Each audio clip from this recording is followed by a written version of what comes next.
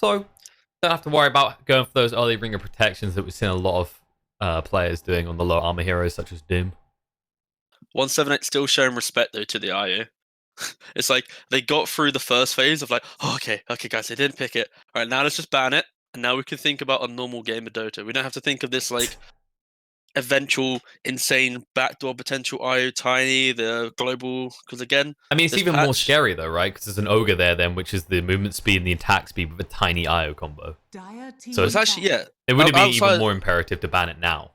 Yeah, and outside of that, the Ogre is actually one of the best position fives to combo with an IO.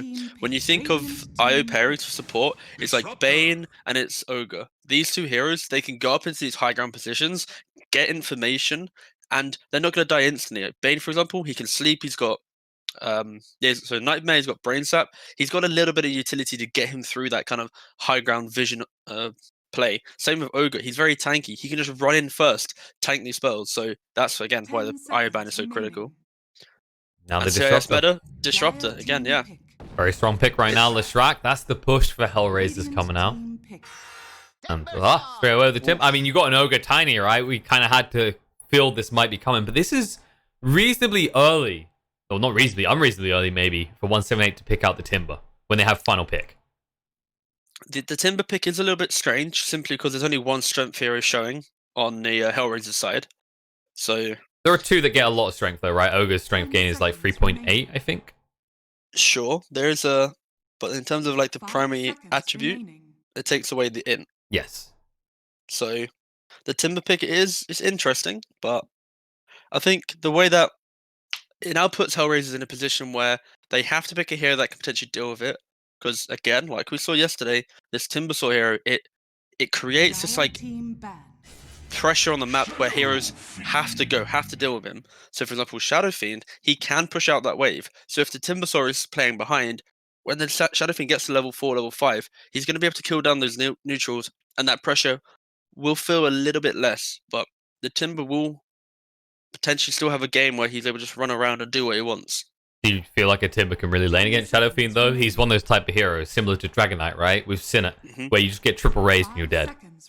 Yeah, for sure. This is going to be a hard lane, but overall in the game, if he is able to just get that CS, bring out some extra regen, he's going to be able to be a really annoying factor.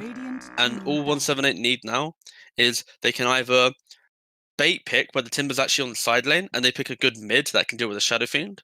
Because if, for example, let's say it's a Leshrac carry or it's a tiny off lane, you can just put the Timber into that lane. You can then aggro tri lane with your Undying Disruptor Gyro, or make it a little bit aggressive and put your Timber in this safe lane. So this pick might not even be mid. That's the key thing to take away from this. Yeah, I was wondering if they run at the out lanes. It's just even at that stage, picking it this early, you did give your opponent a lot of time to counter it. But I guess the counter side for 178 is, well, you just made your SF a likely candidate for mid, so we have a good indication of what you're going to do there. We're definitely going to counter you now. They might be setting up for a TA or something along those lines with the Razor ban. Like they're already expecting. They're expecting Shadow Fiend to be mid. I assume Leshrac offlane. So there's the TA ban. Okay. Now with the Ursa. Like, terrible hero for dealing with the Timber because eventually he has to back away, right? But the nature, like, it's a conflicting nature, right? You have to respect the Fury swipes, but you want to be in the creep wave, always keeping those reactive armors up. Yeah, you have to pick your battles wisely in these matchups. But now they have to decide: is this Timber just going to go mid against the Shadow Fiend? It'll be a rough lane, but he'll still have presence. Or is he going to go to the side lane and potentially just soak some farm whilst there's a favorable matchup mid and a tri lane? We saw Ursa doesn't deal well into these tri lanes, so especially if there's a disruptor and the likes of this Undying hero. So I think it's critical for 178 to choose wisely. And I personally think having a putting the Timber mid might be the better play. It's better to have two strong lanes than three okay lanes. Yeah, exactly. We'll see where they want to go, because, you know, the usual philosophy of Dota is if you somehow win 3 lanes, it's not something you done masterfully, it's more the mistake your opponent made. You should always aim for those 2 lane wins, and then flip that into your advantage. It all boils down to the draft. So this last pick, it's Unlikely we Last see pick is so anything strong. too cheesy feeling. Something like a meepo shouldn't be coming out here. No. Maybe, but there's no control. There's no I don't know if there's lockdown for a you. good It's so place bad. for it. Yeah, there's too much Lena. AoE damage, and there it is. Lena, just a solid pick. Okay, so they actually put so Timber side lane, Lena mid. All right, cool. So they just go for that play. That's also fine. Yeah, it's one of those Who's type of playing? volatile Okay, mid matchups, right? Where either one could very easily die due to the nuke damage. I'm a little bit worried about this Timber pick though, simply because on side lane it potentially is very average. On mid, it was very average. So sure, it's a pick that instantly forces a Shadow Fiend pick, but the Shadow Fiend pick isn't even too bad for HellRaisers. Where now that he's playing against Lena, it's gonna be like a trade of farm, but Lena might be able to edge out the Shadow Fiend, get a kill. But over, overall, it's 178 looked like they had the better draft. It's just where do they find this initiation? Like they've got a glimpse, and they maybe have this Lena who's able to start with some LSAs, but outside of that, they only have a frontline Timbersaw that can just potentially get vision and tank a couple spells. But And if you, for example, get some sort of different build where someone does an ATOS or someone 178, it's not going to feel that great because Ursa, he has the Enrage. Shadow Fiend might still go for the Yules build. The Shrek should build a Yules. They're going to have means to dispel any of those type of root type mechanics you could introduce to 178's lineup. yeah, I think HellRaisers for sure. They have complete aggression and they could potentially roll over this 178 draft, but we'll find out. Also get to see if, the warm-up argument comes into retrospect. I mean, there was a 30-40 minute break here before they could get underway again. But That is true. some teams, they do work on that momentum even after that cooldown for a moment. 178, there's the argument they've come in fresh. See if it actually pays And off. also, 178 were able to most likely watch the previous series, so even if they haven't played, they still understand why HellRaisers are won. So and they should know that HellRaisers only win their games based off having a good, aggressive lineup that has clean timings. And right now, this is another draft which, post laning phase, if they do get that snowball, they have the ability to go high ground with the Leshrac. They have the ability to go pick off with the Ursa. So, but they do fall off into the late game. And in the late game, that's when 178's draft again will pick up. Where sure they don't have stuns, but going into high ground into a farm gyrocopter, it is scary. Most definitely. You, of course, have to get the gyro there, and that's where the Lena is pretty crucial. This hero tends to spike up quickly. It's the type of mid that can rotate the outer lanes with ease, and very easily find those pickoffs to the Lagunas. Yeah, especially with the mid runes being a little bit closer to the mid lane. A hero like Lena, if she gets that like haste rune or that invis, and the lane's in a good spot, she can go and punish. So, And we'll see the runes aren't going to be contested, just 2 apiece. No one willing to get a little bit too adventurous at the start here. yeah, it's so hard to contest these runes now, simply because of their positioning. Like the top rune is so favored for Radiant, where it's so close to the high ground, or it's kind of equal for both high grounds, but it's you're in your safe lane, you're not gonna have numbers there, and the other rune's so deep into the jungle, where the outpost is. It's like it's hard to want to get into there and contest. So you will see in most games a 2-for-2 split. Most definitely, unless you go for some cute kind of 4-man wraparound plays. Which we have seen some teams, they used to love favoring that. Yeah, teams like Secret would often do it in the previous patches. When rotations come in, they just get the Ursa matchup. And actually, they're going to go for the 2-on-2. I mean, Disruptor could still leave. But I'm not sure. Do you really want to leave your Timber alone against an Ursa this early in the game? I think you keep it as a 2-on-2 for now. You apply a little bit of pressure. Once you get a bit of regen down from the Ursa, that's when potentially you can leave this Timber by himself. But for now, you need to have that pressure from a ranged support. And one of the better ones for it with the Thunder Strike, the changes they made. Definitely feels like it makes Disruptor one of the best traders on the lane now. The movement plus attack flow. It seems small, but if you catch someone the right moment when they're trying to attack, it completely screws up their ability to trade. How are we looking in the top so far? Gyro's off to a good start, actually. The Shrek's getting pressured a little bit. In fact, he needs to be careful. He could This lane could potentially go die. Yeah, this lane can go very much two ways. You should never be able to kill the gyro simply because he's going to play behind the creep wave and behind his Undying. But if the Undying gets a little bit too confident and gets picked off maybe once, maybe twice, then the Leshrac will start pulling ahead in levels, and that's when it can get scary. It's true. Where's the power spike for Leshrac? Is it free in this lane? I think in terms of, there's no real power spike simply because of the matchup, but he'll just be able to apply more pressure. Eventually, when he gets to 6, then there's maybe kill potential, but by then the gyro should be matched. So, Do you think the gyro has the power spike at 3 maybe? Like 2 points in Rocket Barrage, you catch the tiny out of position? Yeah, potentially, but again, I don't see this tiny getting into, like, they should never be in a spot where they're that out of position, so this lane should just be a constant trade of farm, and there's no real kill potential outside of Undying. Meanwhile, bot, lots of pressure on Elmo. They want to finally force out that Salve. He did bring out his boots finally as well, though. Bignum has plenty of regen left. Miposhka does have a second Salve for his Ursa if things get bad. However, top, Tiny, able to find the courier. Even easier these days with the movement speed. As soon as you have boots and you see a courier under a ward, you can just beeline for it. It's they're so slow. What is this one? 285 on a level 2 courier.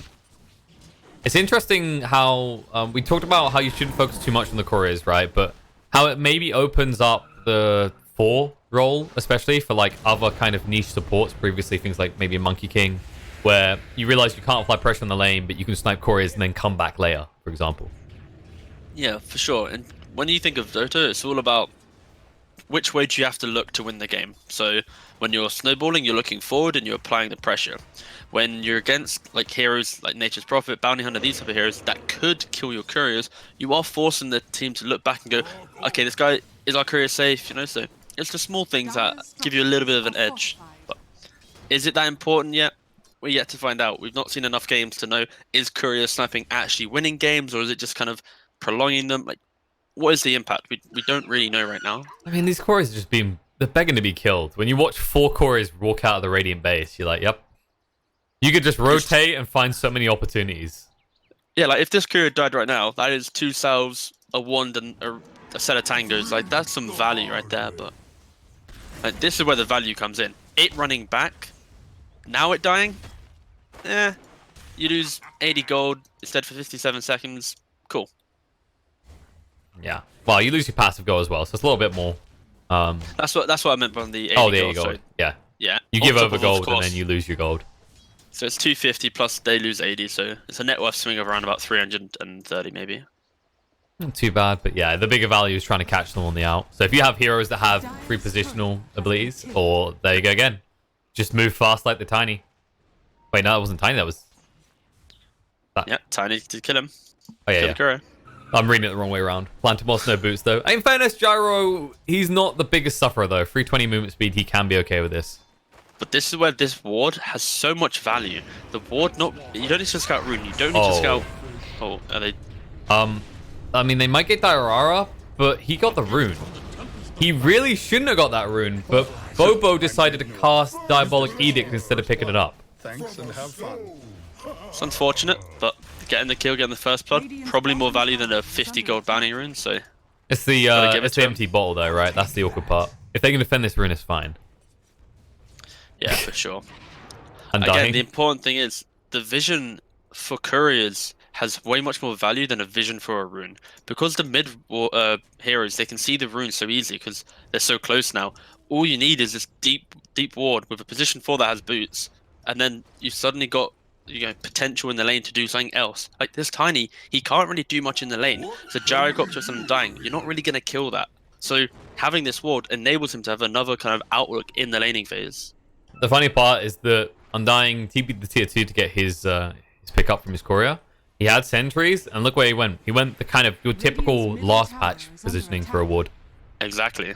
And it's weird because in your mind, like, we're looking and we're going, it's one of those eye spots. It's the most obvious thing, right? But because you're so used to kind of subconsciously reading the ward placements from previous patches, you don't even think about it. Yeah. And meanwhile, while that happened, the Tiny also went top, sniped the DD rune from Lina. And now he's here in the mid lane. Pikachu in a lot of trouble, brought back towards Nyx. Will slice up the LSA, and the block's coming in again. So on point. One final hit is needed. He doesn't have the mana for a raise. Say we'll get this if Nyx doesn't, but there it is. Yeah, this Tiny just one mid lane for the Shadow Fiend. Taking the DD rune, instantly getting a kill. That's not an over-exaggeration. rotation. It's that type of lane as well, right? Where one kill causes so much volatility one side or the other. And then another shovel. Just a little bonus on the side. Even better for Shadow Fiend, because even if you get the pitiful little creep, that's just more souls. If he'd leveled that next level of Necromastery, dragging the Cobalt to the lane, then maybe there was value. So you're saying the play in future is to shovel up a Kobold, then drag it to the enemy support. Yeah, Make it their problem. only shovel on high grounds, so you can keep on hill spots. Well, they've rotated down bot. Say wants to win this lane for them now. Petishar is only level 4. Although he did go for 2 points in his passive and 2 in Timber Chain, so no Whirling Death, he doesn't want to fight. Bignum might be forced to at this rate though, but Petishar scares him away. 15 mana short on his toss there. Yeah, you actually saw the moment where Tim was like, no, pick me. He was trying to actually get to be the one tossed back instead. Not needed though. Save your buddy. The Timber will not die in this gank, so. It's one of those heroic moments where you're like, oh, it wasn't even needed. Alright. Well, I guess we'll just go back to casually laning. However, Elmo now has an XP advantage over this Timber. Yeah, the Ursa has been able to just freely last it. And it's where, like, the Timber, he doesn't apply that much pressure if he's not in, like, a favorable matchup. He needs to be against these strength heroes to really utilize his skill set. Well, there's one here now. Maybe he can find some fun time with him. I don't think he wants the Tiny here, though. Perfect timing. The Timber Chain escape failing for Petishar. And there we go. Bignum with the kinetic field. Salve will be cancelled, but Timbersaw yet lives. And another salve. Of course there's salves everywhere. There's couriers everywhere. There's always regen. If you commit to a gank and you don't kill him, expect there to be a courier running a salve to him as he's nearly dying. I mean, he calculated to have it beforehand. That's what's really happening here. You're not used to the courier being so slow. By the way, they also did find a pretty good item for a Shadow Fiend who's already winning his lane. He got the Arcane Ring, which will allow him to spam out. That's a good one for sure. Bot. So far. Alright, Petishar is gone. Level 6 on Elmo, so he has the Enrage, so he's not even a kill. And, Poshka doesn't get the gold or the Tombstone. He actually could have got it if he went for the Fire Blast stun, but not willing to risk it. On top. They want Jarrett is free farming, to be fair. Yeah, but like I say, he desperately wants to get him, but there's no way. And you haven't used your shovel yet. There's the Avalanche, Split Earth, will connect. You need more damage, or do you? Toss back, might be enough time. Cool down, kinetic field to allow him to escape, and Plantimos will live. Bobo takes a lot of damage, Bignum gets low as well, but does have a big one, so the Shrek has to back away. And they do have the shrine up anyway, so he'll just be straight back to lane. And they don't have a shrine top, so... The question is, was it worth doing that to miss out on 15 seconds of Trusty Shovel being off cooldown? Could have just dug at any moment. I'm gonna hit that with a yes. It was fine. But think, if you got about... This is basically a mini Midas efficiency right now. A 1 in 4 chance of getting the bounty. Oh, HellRaisers with the double worship. Okay, I think this is the first time we've seen a double worship for 10 minutes across all our games, actually, I think. And a broom handle. It's also... Give it to Ursa. Yes. Don't give it to Tiny. Give him his old range before they nerfed it. But Tiny doesn't have any armor, so actually the broom handle might be good just to get him over the fact he has literally none. True, but Ursa. But just slap. Yeah, but more right clicks, please. I guess the other thing to highlight here, I was talking at the start of the day that we might start seeing teams that try and actually take both the outposts. If you think about it, 178, it's hard to actually stun. Like, you're relying on Lina or Disruptor. If neither of them are there, this isn't like most of the games where we had 3 or 4 members of the team having stuns available to them. SF? Oh, he gets caught out. Lina will be punished for this, though. Solo kill. Yep. Definitely not a solo kill in response, as HellRaisers, they rotate a lot of heroes. A little bit too late to keep SF up. Yeah, that was incredibly worth it for the Lina, if drawing that many heroes to mid lane. Free farm the Gyro, especially. But this is a product, the double outpost is a product simply of the draft, right? Like, sure, you have a Gyro who's hitting creeps, got a good bit of farm, but the Lina didn't make that rotation. So HellRaisers are just able to capitalize on that, and they're already winning bot lane. So if you're able to crush bot lane, or in terms of taking the outpost and then rotate up into the top outpost, you will be winning them. Also, you compare Ursa to Gyro. Speaking of which, Gyro just got a freebie on Bobo.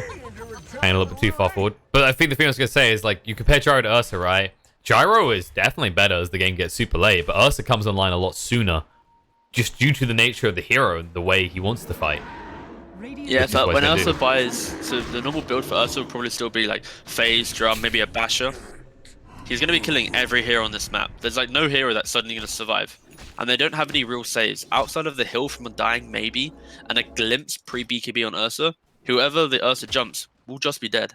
The problem with this hero, right, is if he blinks in and he's enraged overpowering, by the time he's glimpsed back, target's probably dead if it's not Timbersaw. Potentially. Lena's going to obviously have a Yule, so there will be a little bit of kite coming out, but there will be a scary point in the game where 15-20 minutes, if they start taking engagements together, and the Ursa does have decent farm, like this Basher will be a very key timing for them. Well, they're going on to Pedishar right now. They don't need a Basher, they just need a toss to interrupt the Timber Chain again. Sayu's so on point with these tosses now. LSA in return, Laguna down. That is a bear put in a cage right there. Pikachu, he's still hunting. He has got the movement speed to catch up with Sayu. Avalanche coming off cooldown soon. The glimpse back though. Stun interrupts. They can't get the LSA out on time. Avalanche, Sayu runs his heart off. He should still go down. But he makes sure that Lena doesn't get the kill. If they have a TP top, they could potentially kill this Leshrac. He's going to get the tower. So he's happy now no matter what happens. Surprised he didn't try for the cheeky TP at that point. But maybe a little bit too late now. You did describe it in the form of it being cheeky. Cheeky normally doesn't work. Now I know where UK Doe has gone wrong. There we go. And Undying is literally food for this Ursa. Literally? I mean, there's got to be some health warnings on that. It is a zombie. That's decomposed me right there. Not for this animal that is Ursa. I mean, I thought the Tesco's horse meat scandal was a big problem, but this is...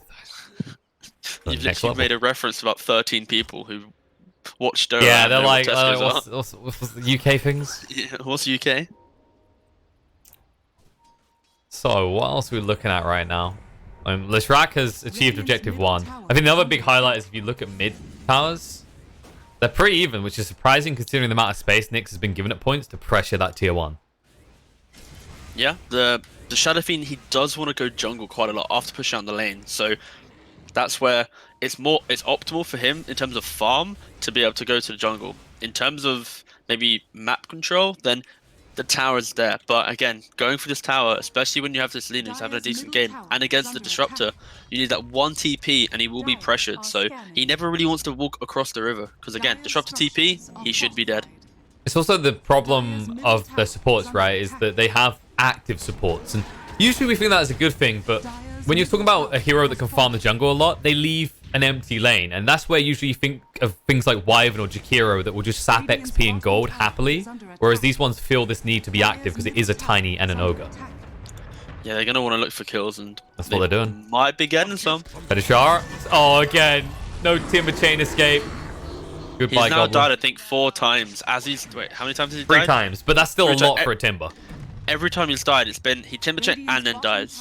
But and the Philosopher's Stone coming out for the 178. That's the plus side for them. Disruptor is very happy. We've seen what Aghanims, good timings can do in these games. Yeah, this is key. That's a really good pickup, especially when you're feeling a little bit under pressure.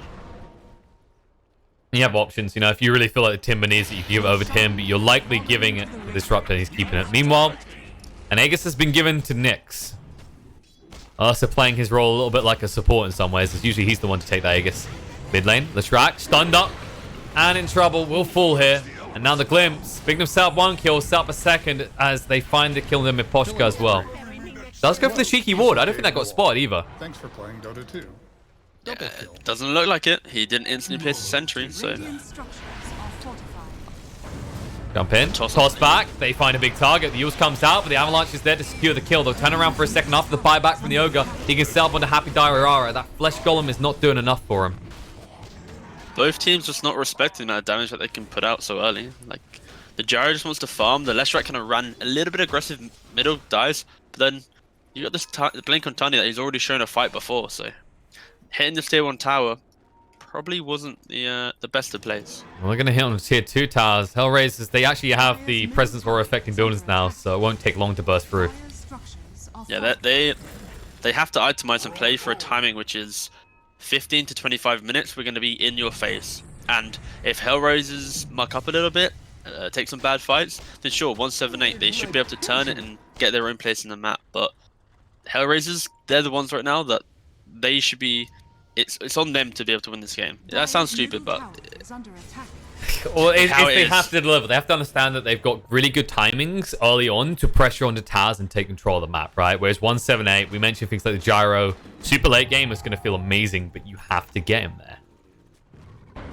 Drums activated, Pikachu being chased on too, but it is a Yule's Lina. There's the Avalanche, however, and now the Yule's already been used. He can't turn around for an LS. It'll come up now, but Enrage activated. Elmo so fast as he moves in with the Bloodlust and the drums, but runs out a bit short. But Poshka doesn't get the stun out. Static Storm, not chancing it with the LMG, with the RNG, LMGs.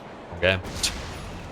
Full-on light machine gun play. I mean, Fire Blast is like a machine gun as you get dackered down true. with multicasts. But this is what I meant by HellRaisers are the one that they're the ones to lose this game, right? It's like they're going for this jump, and then they dive all the way to high ground, deep past the shrine, right? Like, these plays, they never work. Like, sure, you kill the Undying, but it's their engagement should be controlled around objectives with vision, Which not is like why they're moving an endless top. chase.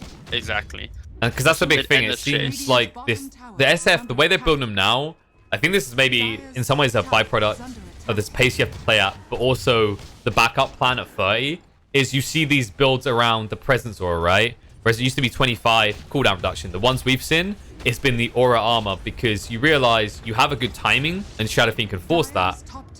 But if it falls back later, level 30 can bring you back in the other role.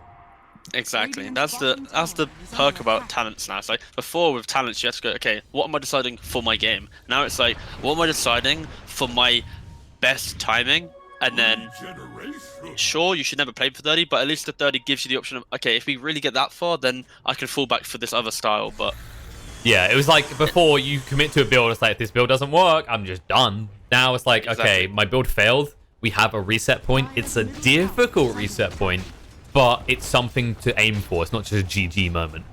But I've not seen a level 30 yet across all these games. No. We got very close to, but we haven't seen a 30. So it does show that even with the XP changes, getting a 30 is quite hard to obtain. It would be a hour plus game most likely, or an insane game where like a hero with an XP talent just pops off.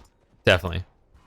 And in fairness, you know, there is room for that, depending on the drafts, but most of the drafts at the moment have definitely been prioritized around the mid game. Glimpse gets the Shadow Fiend away. J178, I don't know if they realize this isn't the other side of the map. Static Storm comes in, doesn't connect on them with Poshka. Elmo BKBs to run in right now. And they'll get rid of the Tombstone first, but that's a BKB used for a Tombstone. Maybe you get a kill into an Undying, but you're not happy with that. Double BKB from HellRaisers, in fact. And all you get is an Undying. I've said it so many times. This play works for 178 because they'd already made the move first. They've got 3 wards in this jungle. They have complete control of it, the high ground and everything. When HellRaisers move up, the Ogre instantly gets picked off. The Static Storm plays onto him. Like, they have no control of this area. They BKB, but they have to BKB to kill a Tombstone. The Shadow Fiend has to BKB for the Yules. It's like they've used everything so quickly that because of this vision advantage, they just fully disengage. It feels like they get read too easily there, right? Because you look on the map, it's like, where else are they going to go? The reality is HellRaisers should try and pressure high ground a little, force back, and then come for the bot lane. But you have to realize 178, if they're not in their base, and they're not in their jungle, which they know because of their wards, they're probably playing in this bottom right quadrant of the map. Exactly that, yes. I can't disagree with that one. I'll give you this one. I'll disagree with the next thing. I'm scoring a few too many points here, T. We're going to have to work on this. Too many? What? You got 1 point, pal. Oh, 1 point across 4 hours. Whoa, no. There is multiple moments where I've heard the words, I'll give you that. That is true. Or maybe it's because I'm like, oh, he's going on again. I'll just say it, you know. Oh, okay, I see how it is. Well, I mean, it's kind of weird putting it on the other foot. Now your players feel. I'll do some play-by-play now. All right, please take it away. I'm not even gonna try and do. I'm not even gonna entertain this idea. I mean, I got Lizard to do it, and English isn't even his first language, so stop being a coward. All right. Maybe tomorrow, okay? All right. For the finals. We'll roll swap for tomorrow. Yeah. For the finals. Yeah, for the finals, we'll roll swap. How smart are we? By the way, this presence affecting villains is actually ridiculously effective when you consider Diabolic Edict being physical as well. It rips through towers. It's extremely underrated, but Not in this game though. Glimpse. So brought back, and the barrel roll out. Who needs a blink dagger? Just build an abyssal. In the meantime, mobility from Earthshock. it's so amusing to watch him do a little front flip. It is. It's like, you know, this is a clear rip-off of Pangalier's animation.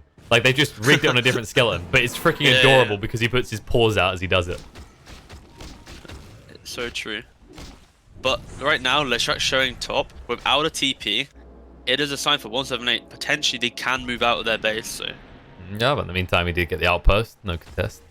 By the way, is it me, or should we have seen this Earthshock change coming when you consider his taunt?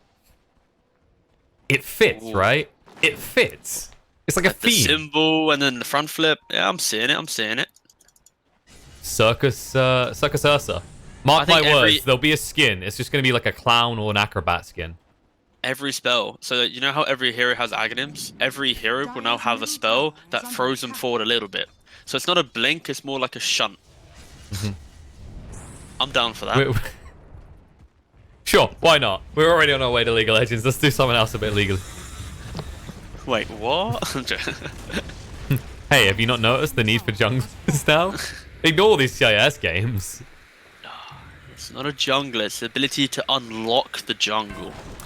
Yeah, that's... For RNG items that may or may not, depending on your state in the game, be either insanely good or just average. That's like the difference between a pyramid scheme and a multi-level company. You know, it's just, it's a fancy name.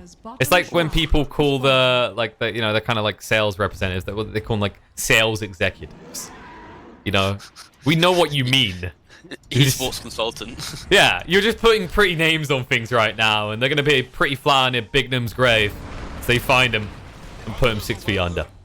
But HellRaisers right now, they are being extremely methodical. They know this is their timing. We spoke about this already. They move bottom, get the tier 3, instantly disengage, take both shrines, which now means the next Roshan is so hard for 178 to contest. All they need to do now is hold this high ground, skip a couple of waves, and in the next 10 seconds or so, Roshan will spawn. Oh, I mean, right now, I read that number wrong. That's 1 second. It's already up. It is up. There's a DD at the bottom rune spot. Maybe that's how 178 could fight. Maybe. Because they're a little bit slow to get into this pit. With an Ursa lineup, like, this is a key opportunity. And they're not going for it. But again, you have to think, Roshan it's a resource on the map that can attract the attention of the other team. How many objectives can you say can attract the team to instantly run to you? There's only one, really, right? Technically 2, which is your base, but if they could delay this a little bit. Exactly, they could have delayed this a little bit in the hope to maybe bail out a fight. Or in reality, they're just making sure they're fully set up for it. Probably the latter. But there's an argument outpost baiting people away now as well, especially in the early phases, but Ursa's just one of those heroes. Get to the fight.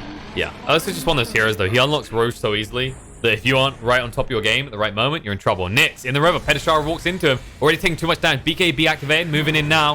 Has that second life to work with anyway. Now jump in. Ursa tanks it all. BKB enraged as well. He'll move out of the static storm. It's already been wasted down the side. Lina getting caught out. Used to buy herself some time, but the insta-hit bash brings him down. Ogre in response, but buybacks come out on both sides.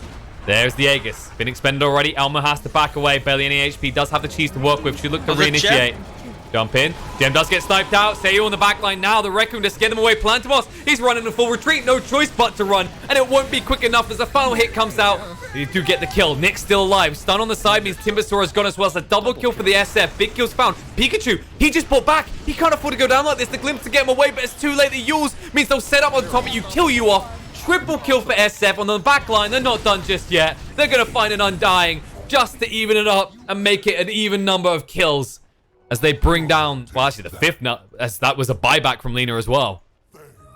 It was so good to see. So HellRaisers were already outnumbered at the start of that fight. The Timbersaw, because he's had a hard game, he's extremely squishy. They instantly take the fight onto their high ground, on 178's high ground, disengage from HellRaisers, and take it onto their own high ground. This is what allows them to force 178 into awkward positions, and the Tiny can get in and get onto that Lina. That's a big deal because Lena's really the way you keep these pushed out. Gyro's not bad, but the Leshrac just got glimpsed back to base. all right, buddy, this is the moment where you just go bot, you shove out, you have an excuse, unlike all those Leshracs in my pub games. And they should get the Rex potentially, at least half of it. No, they should finish this. They've got the BKB still. If you have to BKB to get the Meteorax, it's worth it. 2 lanes down, 178. They're on the ropes now. One mistake like that last fight, and they're out of the first match anyway. HellRaisers are really carrying the momentum from this first series. You can see each game, they've slightly improved on an error that they had prior. So yeah, initially it was drafting, then it was vision. So it was drafting and vision, then it was just the vision issue, and now they've answered the issue of like tempo and how to apply that pressure consistently. And they're doing that right now. Wouldn't be surprised if they send a message to the admins asking if VP's ready to play today. That it probably would be best. I think any team tonight who goes to bed, they're probably not going to be in the best position that VP will be in. I think VP are looking extremely strong, but it's a good showing for HellRaisers at least that they are making the correct steps towards putting on a good finals. If they got there, that is. There's still a lot of this series left. Exactly. Can you get any big neutral lines? Because you just saw another one drop. Paladin Sword. Not bad to have a little bit of life still on your gyrocopter for free. That's not the biggest drop. Maybe if you get your hands on a Titan's level, you'd be feeling pretty good right now. Yeah, this the neutral drop for HellRaisers wasn't that good. The Enchanted Quiver. The Shadow Fiend's already pretty farmed, so going for a neutral item at this stage of the game, with the items he has, it's probably Laguna. not that good. SF, pretty low, but you can BKB and look to move away. Raccoon being charged up to force them to run off. They just about get clipped by it. Lena's still running low on HP and Gyro already dead. 2 big cores gone, 178. They can't fight. The Tombstone gets focused out. The GG comes out. They knew they were one mistake away from losing, but it's only game 1. Reset, get ready to go again. But HellRaisers are 1 game up. Yeah, HellRaisers just done it. Better draft, better execution, and again, it's every game that we watch so far in this patch. It's if your team has more holes, and when I say holes in your draft, I mean like inabilities to provide something clear cut to your team. So that's either pushing out lanes or team fight. They're the big 2.